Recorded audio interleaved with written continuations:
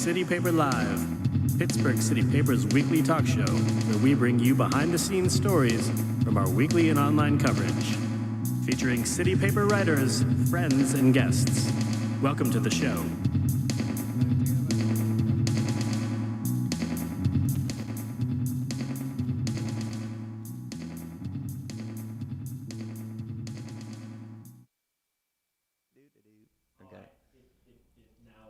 Oh, hello, everyone. Hi. This is the Pittsburgh City Paper Friday podcast. I'm Ryan Dito, senior writer. Steph. Yeah, are you ready? Are you ready there, Josh? Our producer, Josh, still setting things up. We're on. I'm senior arts and entertainment writer Amanda Waltz of the City Paper. So, yeah, thanks for joining us. Yes. Just right over there at my desk, doing some stuff, came over. Just real exciting stuff. Just talking about the best hair in local city government. Yes. Let's, so we got some fun. Today has been this week has been a whirlwind for Democratic politics in Allegheny County. It's been quite insane. Started on Sunday with the Allegheny County Democratic Committee endorsements. Mm-hmm. The committee, among their endorsements, backed Heather Cass, a woman who has past social media posts that were pro-Trump, anti-Obamacare, anti-Hillary. Anti-gun control, I feel like, too. Yes. Right? Yeah. Oh, definitely. Just like a bunch of really conservative making fun of poor people, making fun of people who suffer from drug addiction. Mm-hmm. Just the full gamut of, honestly, some of the most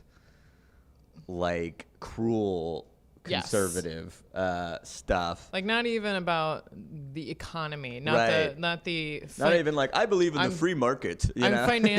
I'm socially liberal, financially conservative, that kind of shit. Right. It's like, not even 95% of like Pat Toomey, which is like that's like all he is, except for his stupid immigration shit. Yeah. But like, I thought he was anti-LGBTQ rights. Doesn't he have some? He's kind of he's a little bit more on the fence, because when he was in Allentown, he was a counselor in Allentown, Pennsylvania, and he actually backed a non-discrimination bill. So did he really? Yeah, but he's not. I wouldn't call him an advocate, but like he's more mixed on it than most Republicans. That's interesting. I did not know that. Yeah, I know a lot of people don't realize that.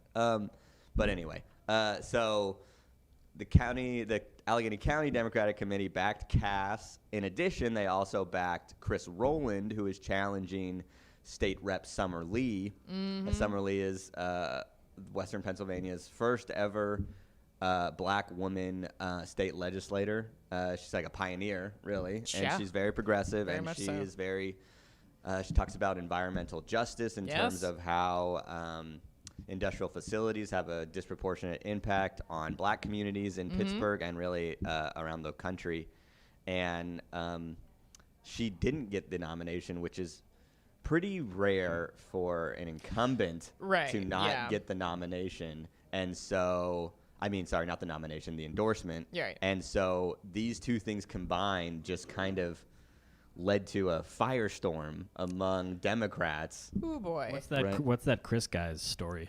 He's a North Braddock council member, and he's an ally of Allegheny County Executive Rich Fitzgerald, who is, as we all know, very, very pro-fracking. Mm-hmm. And in my estimation, this was all about fracking. That was the only thing that this was about. It was, Summer Lee is opposed to fracking. She wants to end fracking in the area. She's not. Right. She doesn't want cracker plants to come to the area. She wants us to focus on the Green New Deal and sustainable, renewable, building out the renewable sector. Yeah. In our region, and so, for me, it was all. My guess is that it was literally all about fracking, and that's why he got the building, and that's why this Chris Rowland guy got the building trades endorsement, because they are super pro fracking, and that I think that in turn led to the county endorsement. Anyway, I wonder why there's even a body that large, because that just seems like a bunch of problems waiting to happen. Mm-hmm. What body are we talking about? AC/DC. Oh yeah. I know. Get over I that know. it's It's called so that. good. I keep wanting to do not an AC/DC song every time I It's so say it tough. out. I just want to go, but that's not AC/DC. Because it's the PGH. It's dynamite. But what? Thank you, Josh. Yeah, I'm on fire. So, like, it seems like just like does an endorsement do enough to leave yourself vulnerable to the foibles that this committee can then bring upon itself with breaks in ranks, and like this is a big stinky mess. No, I mean, when it works, is it even like when it works, is it even such a benefit to risk the chance of when it fails? Yeah, I I mean, do people just fall in line when the committee No, says? no. Yeah, I mean, Summer didn't get the endorsement when she ran as a challenger to Paul Costa 2 years ago, and she got 69% of the vote in her district. She Nice. That's kind of what I Yes. was. That's what I was kind of getting at. That it kind of doesn't really matter No. per se. it No. doesn't, but it makes sets the- a bad Yeah. precedent. Well, no, it doesn't matter. But Yeah. it makes them look terrible. Yeah. Right. So that's what. Right. No, you bring up a really good point because it is really about like what is the risk of basically saying that our county democratic values, because that's what this is saying in an official capacity, is we're okay with people with pro-Trump support in their past, and we're okay with trying to unseat the first black female state legislator in the region's history. We should also mention incumbent, should say. Yeah. Right. Yeah. Exactly. We should also mention it wasn't that far in the past. The Oh support. yeah. Sorry, it was like not- 4 years ago. Yeah. You know, and then a lot of the pro. I supported Trump before it was cool when he was on the when he was on The Apprentice. the anti. That guy looks like he'd make a really good president. You'll Just fly it. gonna Can we all just go back to when he was just on The Apprentice? That would be fucking great. the Bret Michaels season, absolutely. Oh, Bret Michaels, Butler's own, Yeah. by the way. Is he from He's from Butler? Butler, yeah. I'd prefer to go back to when Trump was irrelevant.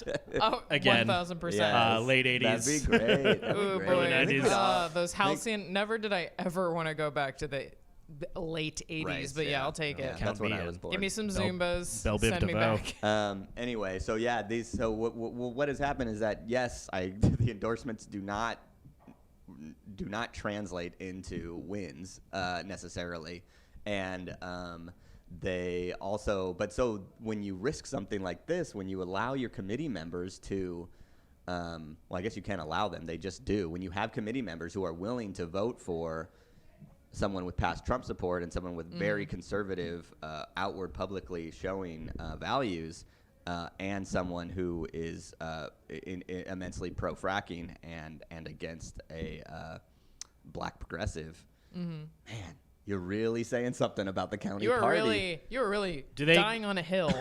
You are Do they come together? a rapidly like eroding hill that is Just just a- like a little pole at this point. You It's know? one of those hills that's made out of a pile of trash. Yeah. Do you know what I'm talking about? When people we're like, oh, here's how we're gonna handle this landfill. We're just gonna put a cap on Right. it and make it into a hill. Yeah. That's what this is. Right. There is a town in Virginia Beach called Mount Trashmore. Wow, That was that's built on great. trash. Right. There's a town in It's grass. Pennsylvania that's In just Virginia? Yeah, Makes near sense. Virginia Beach. Yeah. So, do they endorse national candidates? No. And, okay. No, this is so yeah. They only, So this is they like- only It's like pick state and hyper-local. local. It's Yeah, like they state, have state, the- state and municipal. They have this body that exists solely to have to worry about I think foibles and I think screw wait, ups. wait, Like, no. I should say they do support national candidates if you count like Congress people and senators Okay. and statewide. But I mean, that doesn't it doesn't just hold. It just doesn't have any power really, because it's just these are like a hyper local Right. The committee, so right. it's not. I like, mean, really, the only power it would have is in these very local races where these Right. candidates aren't as well known and they don't have as much money. And so, what happens is you get the endorsement. The Allegheny County Democratic Committee has a slate card that they send out to all the Democrats in the area, Right. and they that like says, oh, here's our endorsed candidate. So for the very low information voter, this endorsement does mean something because you probably Yes. don't even know who you're voting for before you get that walk into the booth. And so you have that slate card. You go, oh, this is who my committee supported, so I'm going to back them. Yeah. Right. I mean, there is that demographic for right, sure. Right. Yeah. But I mean, other than that, No, I don't think it has a huge thing, because if you have an opposition campaign that has enough grassroots energy and enough money, then you can easily persuade the other people to be like, oh, no, wait, here's why I'm running, and this person actually doesn't align with your values, and that's what happened in 2018. It makes me wonder too, though, because like I think because the vote is now separated into different values. Yeah, I think it's like who's Planned Parenthood endorsing. Right. Who's, Right. That's a big part of it too. Part of it is like, who is listening to them now? Right. Because it's like, I feel like less and less people. And especially after this week, it's going to be even less. Ooh, buddy. Do we want to go into the press conference? Right. Well, I mean, so this came out. Tons of news stories, national news stories. Newsweek picked up on this. Newsweek, the fucking pinnacle of my favorite bathroom magazine. Kind of is, actually. Yeah, I like Time. Oh, Time's good. Yeah. So anyway, so it became a statewide story. It became a national story. The fact that the Allegheny County Democrats endorsed, because that's the headline, endorsed a Trump supporter, basically, and so what does that say? It became an embarrassment, and it just led to all these things. A bunch of elected Democrats in the area, Mayor Peduto, State Senator Fontana, Lindsey Williams, State Senator Lindsey Williams, like all these people started to say, let's totally change the like rules and bylaws of the Allegheny County Democratic Committee, and let's get rid of the endorsement, or let's think about getting rid of it. Yeah. Allegheny County Councilor Bethy Hallam, who has been a member of the committee since 2015, she's been working on this for a while, but she got a petition to, she finally finalized the signatures to get a petition to hold a meeting to change everything. So there was all this movement that was like, oh my gosh, maybe it's finally going to happen. And City Paper's been covering this like way before my time or anyone our time here. And Chris Potter had been covering this for years about how to change these rules. Back in 2008, they tried to change the rules and they weren't able to do it. And, it's just been this long thing, and this momentum now is just so intense, and it led to a press conference on Wednesday that was just amazing, so good. If you are already a hyper local news watcher, you might have seen the video of the press conference. Was it Chris Ivey? Chris Ivey was there. Local filmmaker Chris Ivey. Yes, was there. I have so many thoughts. It's so funny. If you want to see your Uncle Donnie and Aunt Deb try to explain something, something that they don't really know about. That's what's so great. It is so illuminating, because here's the thing. I never give that committee a second thought. Like, to me, it's like, this doesn't influence my vote at all. Why would I even follow this? Because I follow, like I said, I follow certain organizations that are like, this is who we're endorsing. And I'm like, okay, I'll consider that then. Watching that video was just startling. It's wild to me, because it's like, you think Democrat, like when I think like local Democrats or local progressives, it's like, you think about like, okay, Summer Lee, Sarah Namarato. You even think about like maybe like Dan Gilman or like Bruce Grouse. Like you think of all these. Yeah, or even like Rich Fitzgerald, or even all these people where it's like, okay, like. Connor Lamb. Like you think of all these people where it's like, okay. Then you see the committee members at the press conference, and it's like, what is happening?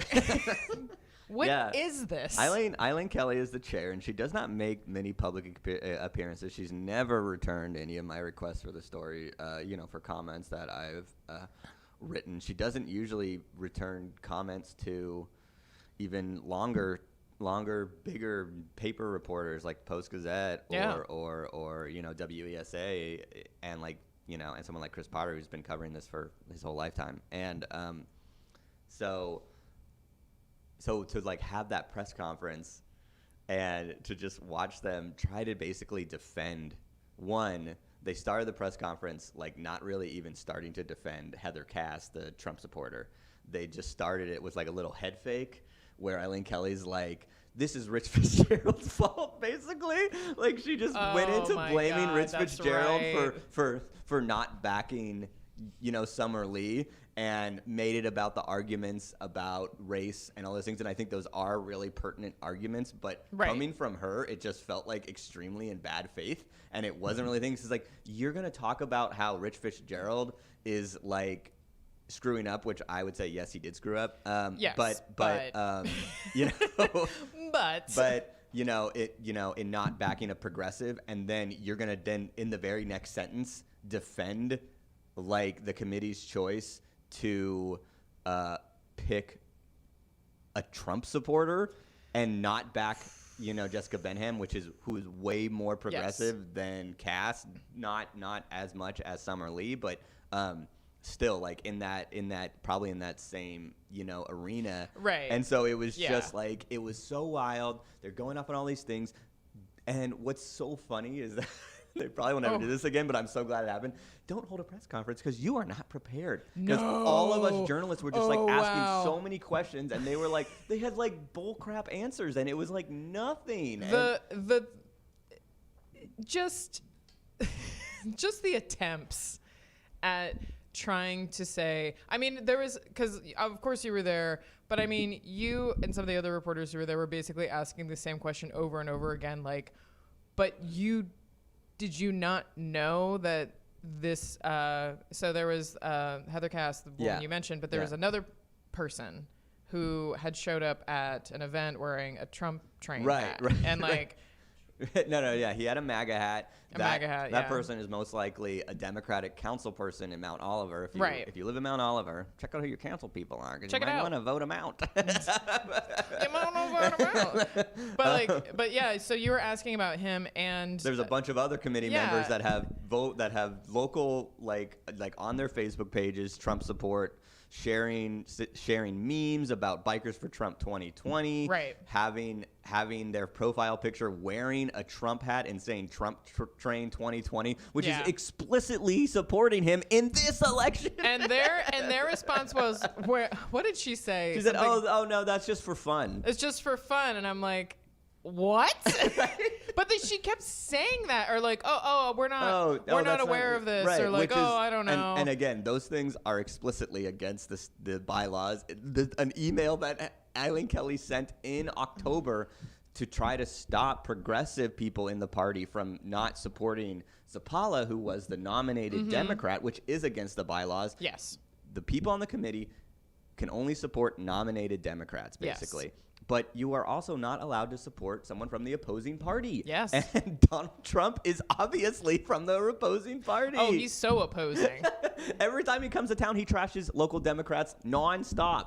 Literally, he's called Lamb a cajillion different names, and he probably literally lies about his record, baby Lamb or something. Yeah, I don't Lamb know the Sham, actually. Which is Lamb the Sham?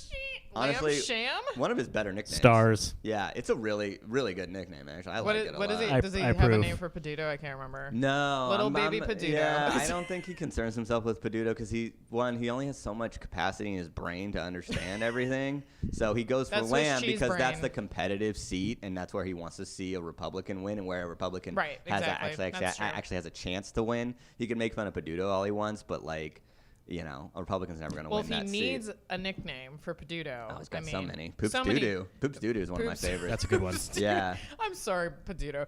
No, it's just like... P-Duty. I remember we did that thing that just collected all of the names that people were putting in comment sections and just saying, like, this is what people are calling Peduto. And people were like, this is so mean. And it's like, we didn't come up with these. No, it's just... What? Read it. Yeah. Bike Lane Billy is that one. I really hate that one. What's wrong with Bike Lanes? Lame. Nothing. It's so just lame. Gonna say that. They're all lame, to be fair. Yeah. But no, well, I mean, Poops Doo-Doo is so lame that it's good. Poops. Like, it's ridiculous. It's ridiculous. Somebody's uncle came up with that and was just like, I'm gonna put this in the comment section. Got it. Mayor Potato Head. That's another one. Yeah. Peduto. Is that like a physical attack? I don't really get why. No, I think it's just Peduto and I mean, Potato. the people who make That's up bad. the nicknames are really That's stupid. really stupid. You know? Like, for like right wingers who like try to insult like liberals with nicknames are stupid. They're stupid. I like P-Dudes because school. it's versatile. It could be it could be kind of like an attack, and it could also be like a loving. Yeah, P-Dudes did this. Yeah. I mean, we call them Pedutes. Yeah. But no, it's kind of like Mike Huckabee levels Yeah. I mean, you see like Mike Huckabee trying to yuck it up on Twitter. It's like, so you good. guys don't know how to do humor. exactly. You don't know how to do it. Just stop. Okay. Anyway, back to the. Yeah, so back to that. So Yeah. this was a disaster of a press conference. They were just asking questions about not only the hypocrisy of calling out Fitzgerald, while also not then Fitzgerald is calling now out. dead under a bus, and guess who put him there? No, Fitzgerald has risen like a fucking phoenix Oh. from all of this, because all the Democrats are more aligned with Fitzgerald than they are with Eileen Kelly. Right. And so after that press conference, all the Democrats just started, they basically circled the wagons around Fitzgerald. And so okay. after this terrible press conference, a bunch of people started calling for Eileen Kelly to resign, including Mike Doyle, who's been a 25-year incumbent in this area for the U.S. rep. Austin Davis, who's the vice chair and also a state rep of the Allegheny County Democratic Committee. There's so many more. I'm gonna update my story. I think didn't you say that more have been? Yeah. Fontana Culver, accumulating. like, it's just been growing, and so there's this huge push, and it's just it's been a total fucking shit show, implosion within the Allegheny County Democratic Committee in 2020, which is like the most important year that they have since 2016. There's a lot of arguments. 2016 was more important, but this is just like. It's crazy, but it needed to happen. I mean, like, I think a lot of people understood how much like that committee needed like an enema. It needed like this just total enema. Like, Thank you for that visual. Clean out all this shit, like. Well, it's crazy. I think one of the things that Trump has done, I mean, nothing positive has come of it, but I think in terms of like progress, one of the things that Trump being elected has done is empowering or emboldening people. Yeah, sure. That's such a hard word to say. Yeah. Emboldening people who are terrible, who have been secretly terrible for a long time, to come forward and reveal themselves. And now we're like, oh, bye-bye. Oh, right. That's so true. He has emboldened these people who are just kind of like, Democrats like, in name I'm right only, now. like dinos, and they're all this. And then they're like, and I've been talking to, so I wrote about all like, revealing a lot more Trump support within, the committee than just Cass. And there's a significant amount. And I've been talking with a lot of insiders who have either been part of the, committee at one time or were former elected officials. And they're like, there's just something happened in like 2018 where like a lot of these people's Facebook pages were just grandkids, dogs, like family stuff, funny jokes, stuff like that. And then something happened post-Trump, and they all started sharing fucking Turning Point USA memes and all these hyper rude, hyper gross American memes. And like, you're right, Trump has totally unlocked this racism. He's made racism cool again, basically, like, to an extent. It's not cool, obviously. It's but not I mean, cool, like, but I mean. But in that way that it's like, that he's like trying to make it acceptable again, and a lot of people are like, yes, good. And they're just, No, and he just did, like, I remember early-ish in the 2016 campaign and hearing, I mean, it's so hard to even talk about this because, like, all these blocks in 2016 that you're like, this will be the end of Donald Trump. Right. Never when it's like David, tweet. it's like David Duke endorses so Donald good. Trump, Right. and I'm like, okay, that's not good. And then Donald Trump does not like dissuade. Donald Trump says that he just likes to grab women by the pussies. No, well, no, like Donald Trump. That was a huge one. But Donald me. Trump did not reject the like, this is the KKK. Like, right. I'm like, that'll do it. And we all know what happened. And there's a billion other things that we're going to do it. Right, but, exactly. But it was just like, dude, he is the most, that's just open. It's not that he was openly racist at that point, although he probably was to some level. It was him refusing to quell that message. Right. Well, the both sides, right? Yeah, and just accepting. He's like, I'm gonna take what I can get. If that's what I can get, so be it. He needs it. He does. Because his electoral chances are so fucking narrow that he cannot lose any support. And this is what people need to realize about Trump, is that he's not magic. He has this super narrow constituency. Yeah, he's not a genius. That's exact. Thank you. Yes. He's not a genius, and quit saying that he is. And that's why he cannot condemn white supremacy and white nationalism, because if he loses any support, he's finished. That's his bread and butter. He can't. His white bread. And the whitest bread and butter. Down talk. And so he can't do it. But what's sad, I think what's really sad for a lot of us Americans who are probably more liberal and or at least like care about social justice or just you care know, about other human beings. right, Yeah, just care or about other America, humans being, the country. right? Or just care about it in general. literally anything. We're realizing how many people feel the exact opposite, that they are totally willing to join Trump in that bashing drug addicts, bashing black people, bashing immigrants, for fuck's sake. I mean, like, just like all these things, like totally out of context, not factual, doesn't matter. Just about hate, just about cruelty. Well, right? and it's not even and like, Yeah, but I don't think he did not like plant that seed in these people. No, but he this has been this has been a simmering stew. Exactly. Yeah. Right. I mean, it's been there. And it's inside the Allegheny County Democratic Committee, the Democrats, the fucking Democrats. And the worst part about it, I think it was an accident too. There would be some credence to him playing that game. He learned to play it, right? But I don't think he knew to go in that direction. No, but I mean, some people did. Stephen Miller did. Probably. Yeah. Steve Bannon did. Yeah. Those people knew. Remember Bannon? No, because they were a part of that. I mean, like, Bannon built a huge media like network basically off of that idea, and he's like, oh, there's something here. Right? Because no one had really been willing to just like have this media that's totally far right, that's totally white nationalist, you know, to all these things. And that media grew. And honestly, we all fucked up. Journalists?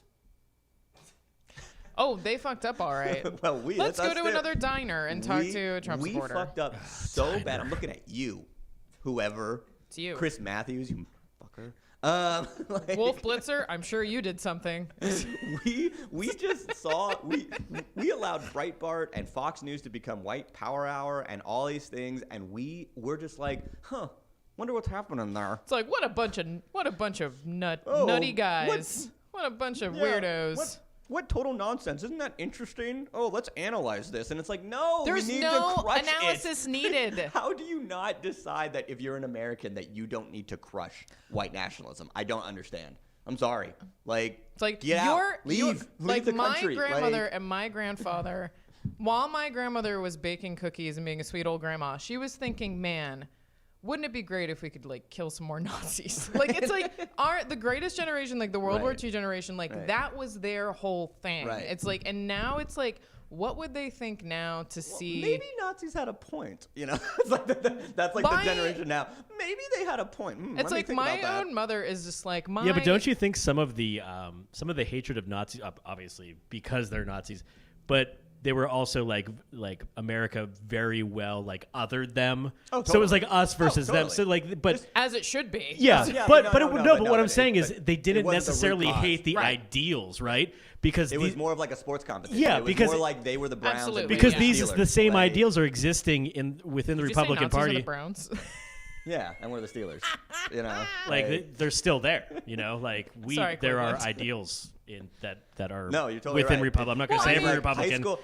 High school history books is basically just we're the good guys, they're the bad guys, and like it never really delved into this idea of like how Nazis really built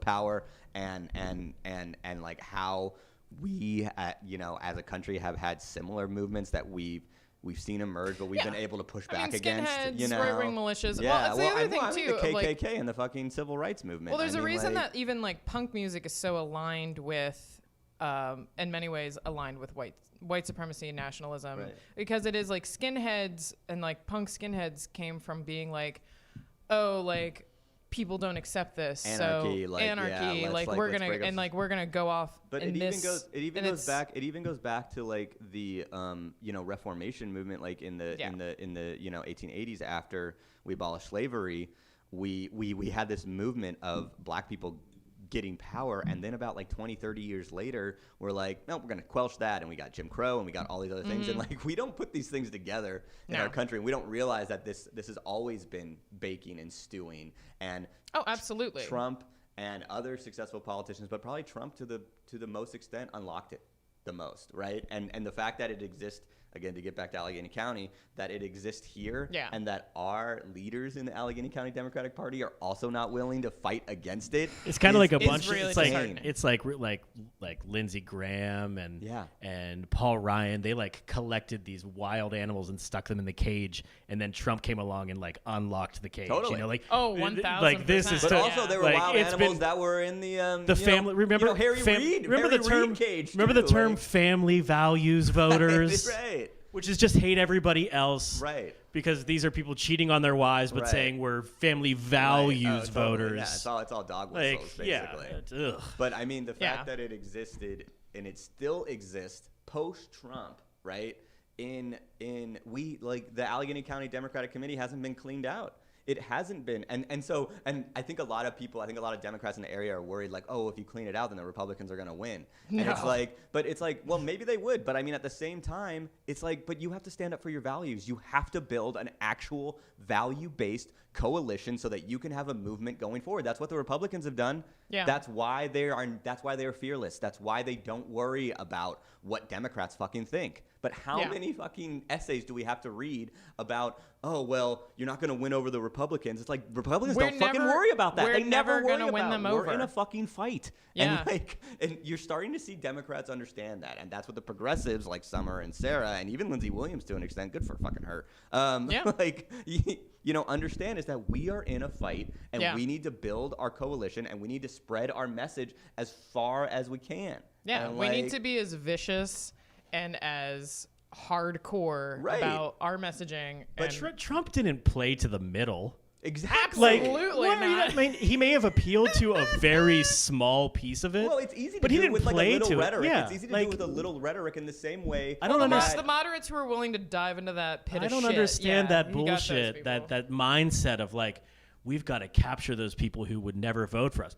No, get the people who don't vote because you have no policy that they like to get off their couch and go vote for you, which is not that hard to do if you come up with some good stuff. Obama did it. That's the thing. Absolutely. That's what people don't understand. Obama did it. He said hope and change. He's like, let's this. He ran as a populist. People clearly, the post-Bush era is all about running as a populist.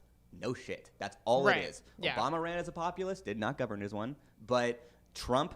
Same, actually. Ran as a populist, also did not govern as one, right? Like, that's what it is. If you run as a populist, you get the support. Yeah. That's just what it is. And then you have all these people, like, hedging their bets and being like this, oh, I'm so worried. And then it just leads to Trump support within your own fucking party. It's insane. I think what's crazy to me is the way it's packaged, too. It's not like people who try to cloak it in this nicely worded, I guess, like, articulate messaging. Yeah. It's like, no, it's just straight up like a stupid meme. That's the other thing that bothers me is it's like, they're not even trying to be like, oh, well, here's this like terrible policy that is going to like really affect, people don't care about policies. Like, no, but I mean, it's not. Joe Schmoes don't think about policies at all. I think there's a large percentage of Trump supporters too, quote unquote supporters, that just enjoy that game of it. Oh, pissing people off and being rude. It's a troll. Like if you ask them what they like about they have no idea. The essay of this era is written by Adam Sewer, who writes for The Atlantic, and it's called "The Cruelty Is the Point." Oh yeah, and absolutely. I think about it. I think about it. I don't know, once a week at least. Too. Like, and it's just basically everything is that. It is about being cruel. It is about how can you not say that? If you think about Trump's immigration policies, and if you think anytime I wrote a story this week, right, about that undocumented immigrant.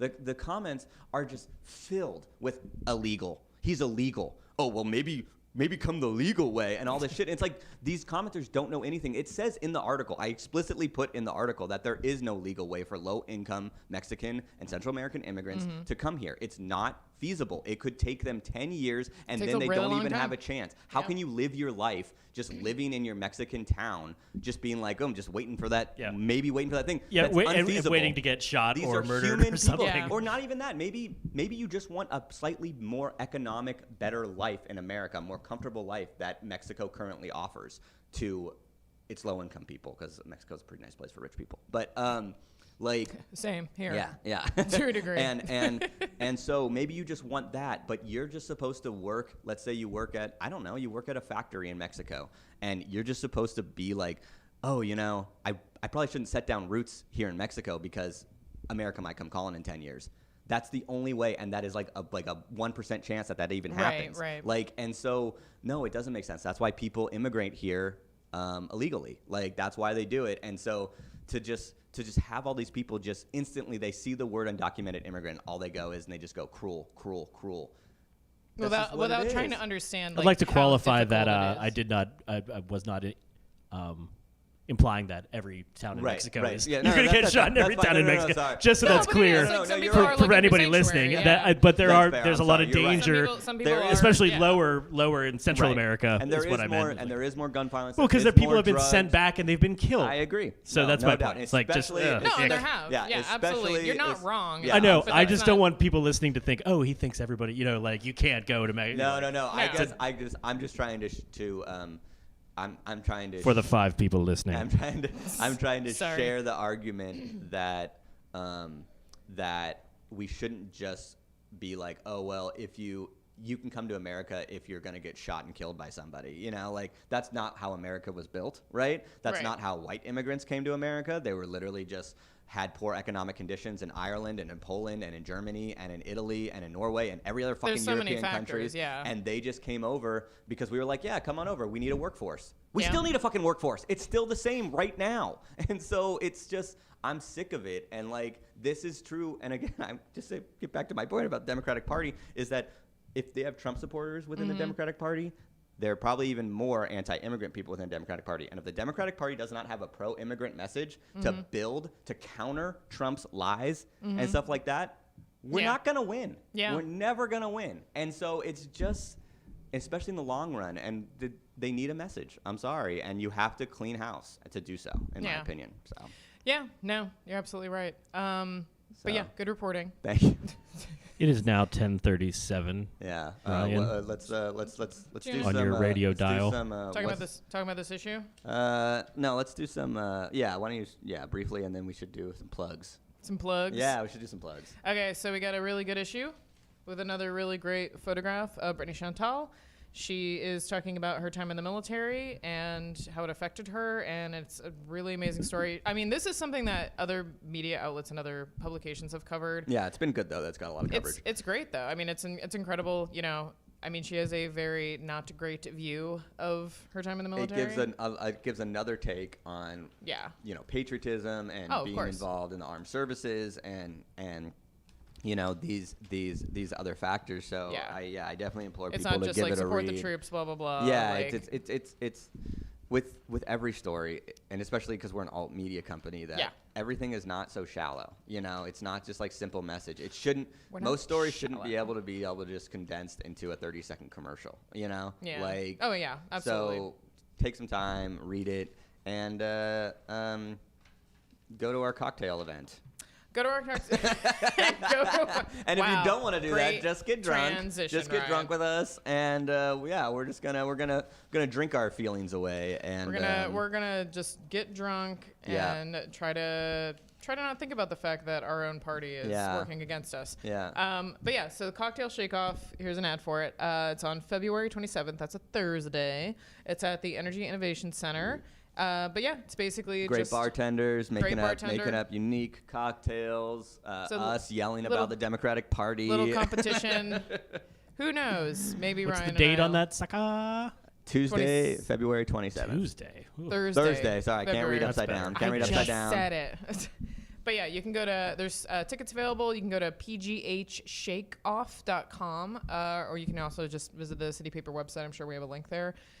So yeah, come join us. It's at the Energy Innovation Center on Bedford Avenue. Right. So come join us, hang out, drink some beautifully crafted cocktails. If you want to talk about immigration, I'm here. Let's do it. Ryan will be there. If you want to talk about, I guess, arts reporting, which we didn't get to talk about in this next time. I will say, please. There's a big event tomorrow at Thunderbird, tomorrow being Saturday, called Gimme Gimme Disco. It's ABBA inspired. Yeah. I'm very excited about it. Disco. Great disco reporting by my partner here. I did, I kind of looked into a little bit. I wish I could have done a lot more. I looked into the history of disco in Pittsburgh and just in general. And then there's like a huge disco party at Thunderbird. It's a traveling event. Yep. I'm really excited. Right. I'm going to go for sure. Yeah. Probably drag my husband. Right. I say that as if he's not willing to go. Yeah, he you is. just gotta dance sometimes, you know. Just gotta That's dance. really what disco's about. Is like just fucking dance. Just fucking dance. Yeah. To ABBA. Right. Who doesn't want to dance to that? Who doesn't want to dance to ABBA? You get the most Yinzer wedding ever. Yeah. And you put on ABBA. Fucking everyone's hitting the fucking floor. Oh my god. You My know? god. Waterloo? You can't stop me. I will just like a battering ram, like go into the crowd. Excuse me. It's like, get out of my way. I'm gonna do the dance from Muriel's wedding. But yeah, we have some other Maker Muse. It's a big exhibition that's going on at the Frick. You should check out. It's jewelry from the early 20th century. Yeah. Just Pick read up the paper. This is a really good varied issue. Pick up the paper. Just pick it up, read Pick it. up. It's free. It's free. Read all about it. Yeah. Look at our beautiful photography. Yeah. But yeah, anything else we want to cover? No, I think we'll wrap it up. think We we're got a good? busy day today, so We do have a let's, busy yeah. Friday. TGIF, am I right? Bye, guys. Bye, everybody. Join us next week.